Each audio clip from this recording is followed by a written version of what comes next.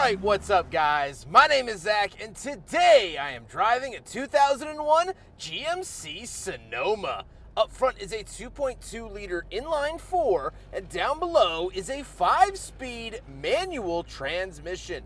Now I am super excited to be driving this GMC Sonoma for two reasons. First of all, it's the manual. I have not driven this generation of S10 slash GMC Sonoma slash Isuzu Ombre, which I've never driven at all, but I've never driven it with a stick shift. So I'm excited to do that here today. But the second reason is the fact that this is actually a facelift. In 1998, they actually updated the look of the GMC Sonoma. And so I've done an earlier gen, a pre-facelift, but never the post. And I'm excited to share it with you here today. But if you'd like to submit your own vehicle and have it reviewed here on the channel, you can head on over to my website, zackpradel.com/submit. It's a quick and easy submission form. It takes under a minute to fill out, and I come out to you. And if you'd like to see all my videos weeks or sometimes months in advance, you can head on over to my Patreon for only $5 a month. But let's get back to that 2.2 liter inline 4 under the hood. Well, since this generation started in 94, it's used the 2.2 liter. However,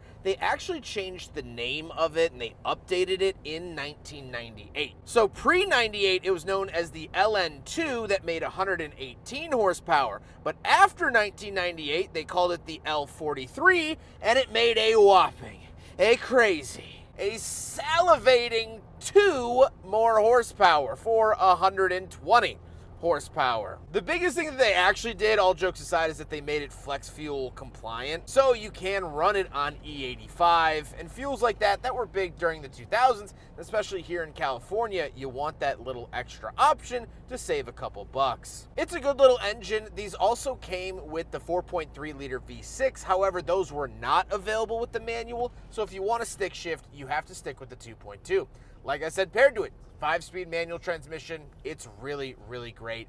Very notchy throw. The clutch is light and friendly, very mini truck styled that I'm used to in other vehicles like the Toyota Tacoma, the Mazda B2200, vehicles of that stature. And it's great. I really, really enjoy rolling my own gears. I don't feel like I need the V6 because I can kind of control the tempo, if you will, when it comes to the stick shift. And I don't feel like I need much more power. It's a little truck and it does a great job. Last but not least, this particular GMC Sonoma is rear-wheel drive. However, of course, you could find them in 4-wheel. How does it feel to drive the GMC Sonoma with a stick shift? It's great. It is a fantastic little truck. The suspension is a little bit bouncy, but visibility is good. The 2.2 liter seems happy enough, and it's just here to get the job done. It is such an honest little pickup, and I love it. I just think this is such a fantastic buy, and the owner bought it for not that much money. You can find them pretty clean, and it is just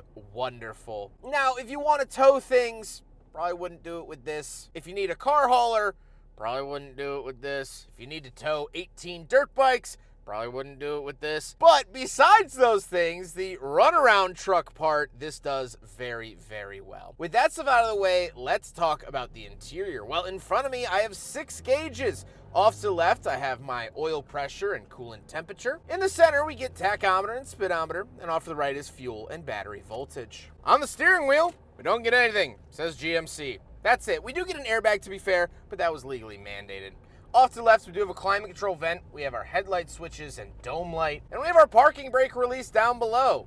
That's it. All easy peasy stuff. Moving on to the door, we have a little bit of fabric, but latch to get in and out. Crank for the window. That's it. Again, super, super simple. Moving into the center, we get 2 climate control vents. We do get our theft lock radio. This was also thrown in for the 1998 refresh. It has a CD player, the peak of technology at the time. To the left of that, we have our passenger airbag on and off. And then down below, we have our climate controls. This does have working AC. However, the fan only works on setting 3 and 4. I've never seen this in a car before, but there you go. I do have a fold-down cigarette lighter and ashtray, and in the center console, for the manual shifter, we actually get a center console, first of all, and it does have a cup holder, so we will do a big friggin' bottle test, and it fails. It comes very, very close to passing the big friggin' bottle test, and I think the height of it is honestly the Achilles heel of this. But unfortunately, at the end of the day, it fails the big friggin' bottle test, but gosh darn it, at least it tried. Then we have the shifter. The shifter is very, very economy, very basic, very dollar store shifter feel, if that makes sense. But it's a truck. It doesn't need the bedazzling. It doesn't need an aluminum heavyweight shift knob to decrease your shift time by 0.06 seconds.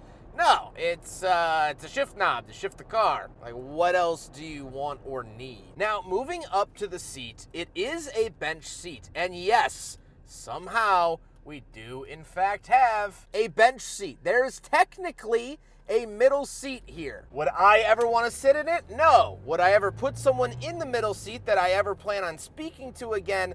No. But I'm sure many younger siblings like myself that grew up with these trucks were shoved in the middle when dad had to make a coffee run and mom was busy doing something else. So it has it, but again, I wouldn't put my worst enemy in it. The seats themselves are pretty comfortable. I've always said that GM of this era had very comfortable seats, and the Sonoma is no different. However, thankfully for me, we don't have any back seats, so let's hop out real quick. We'll take a quick look at the bed, and then we'll talk about the looks. All right, so we're on the back of the GMC Sonoma SLS.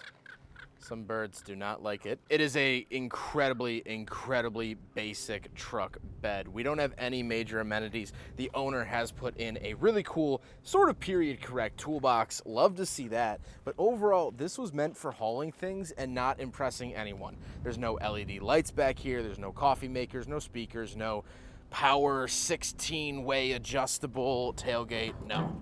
You open it, it's metal, it has a handle, and then you put it back up when you're done.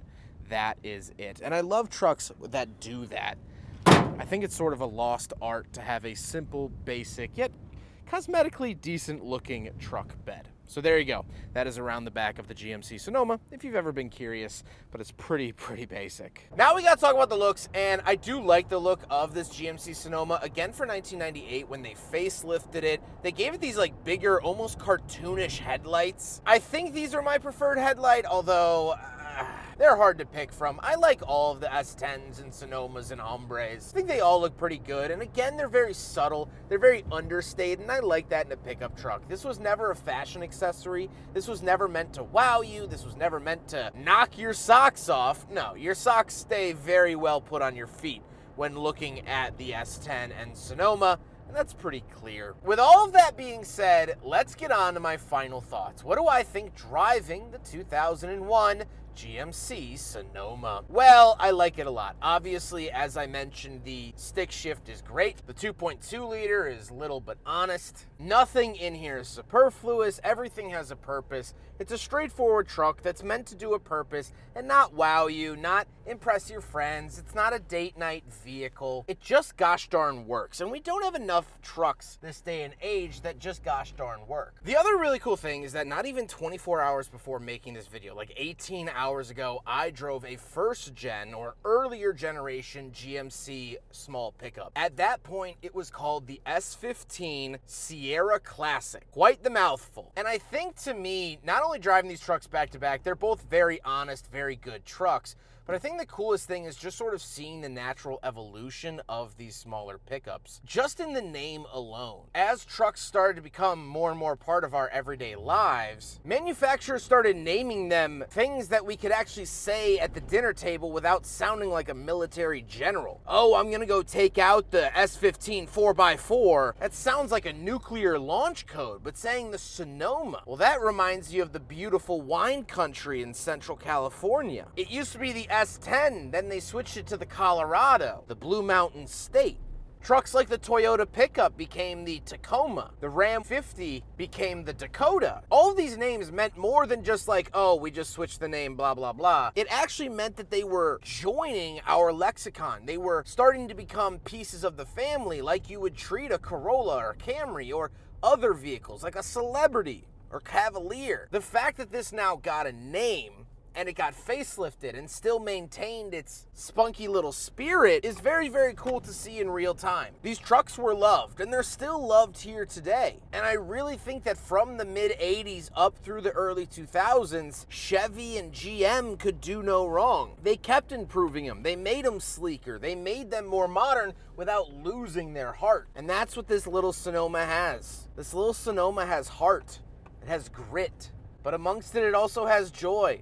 The little 5-speed is delightful. The cartoonish headlights looking back at you almost make you feel like it has a heartbeat. And maybe it doesn't, but it's nice to feel like it might. I hope you guys enjoyed the video. Huge thank you to Dylan, not only for letting me borrow his GMC Sonoma, but driving it from the LA area down here to San Diego so I could review it. I know it's like an hour and 15 minutes either way.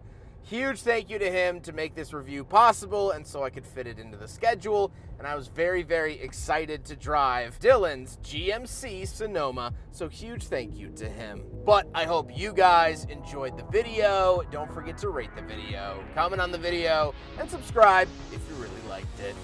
Take care, guys.